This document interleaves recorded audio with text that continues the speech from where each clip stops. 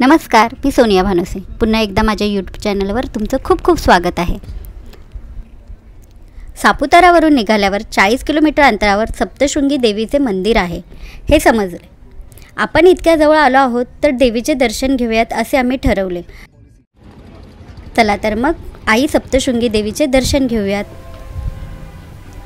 हे आहे देवीचे मंदिर.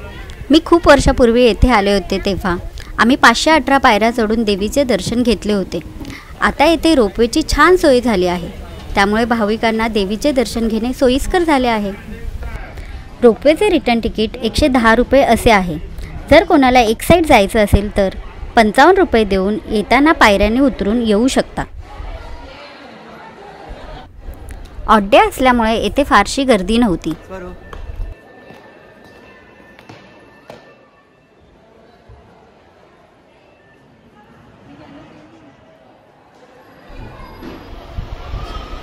रोपवे पद्धत ही खूप छान पद्धतीने ऑर्गनाइज केलेली आहे.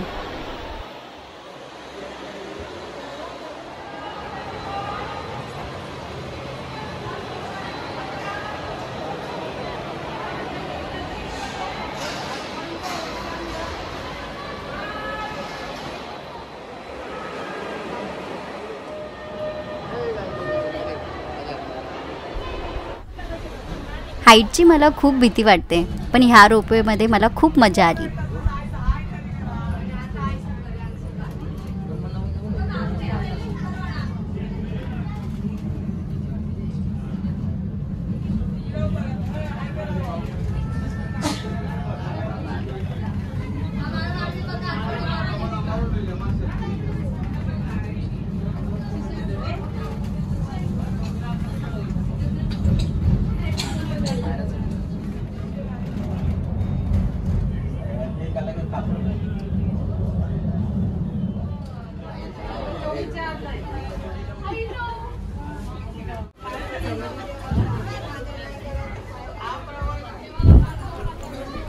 आम्ही रोपवेने 2 मिनिटात वर आलो.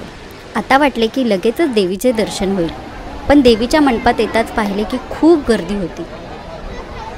ही गर्दी आरती सुरू झालेली म्हणून थांबली होती.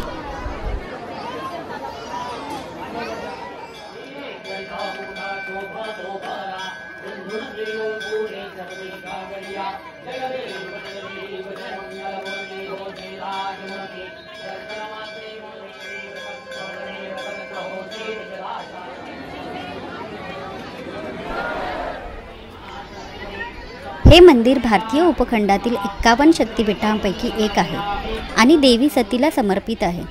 देवी एका खडकावर 7 शिखरांनी वेढलेल्या पर्वताच्या तोंडावर स्वयंप्रकट झाली असे मानले जाते. सप्तशृंगी मातेला सप्तशृंगी, सप्तशृंगी निवासिनी, ब्रह्मरूपिणी, महिषासुरमर्दिनी, वनीची देवी अशा अनेक नावांनी ओळखले जाते. सप्तशृंगी देवीला एकूण 18 हात आहेत म्हणून तिला अष्टदशा देवी असेही म्हणतात.